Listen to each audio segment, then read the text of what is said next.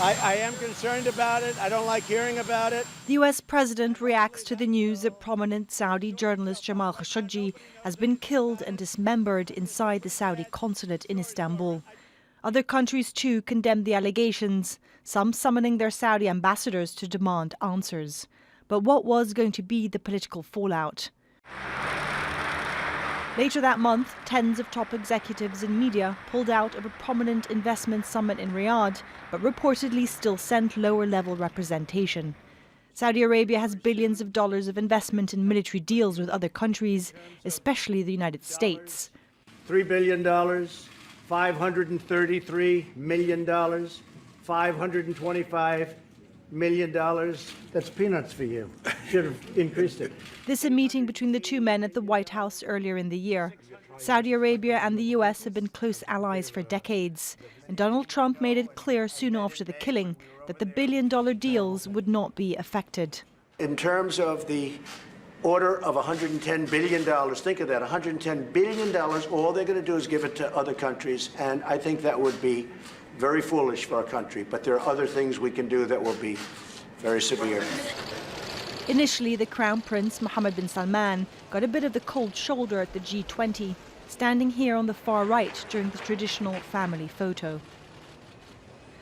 An awkward moment captured, Turkey's President Recep Tayyip Erdogan passing the Crown Prince without as much as a glance.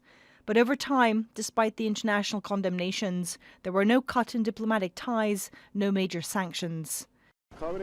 The only independent investigation carried out by the UN Special Rapporteur for Extrajudicial, Summary and Arbitrary Executions, Agnes Kalamar. We met her outside the consulate during her visit. Are you being allowed in? Are the Saudis allowing you in?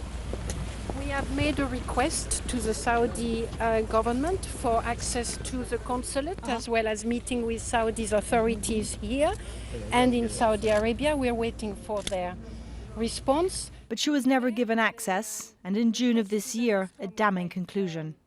15 Saudi state agents, acting under cover of their official status, used state means to execute Mr. Khashoggi.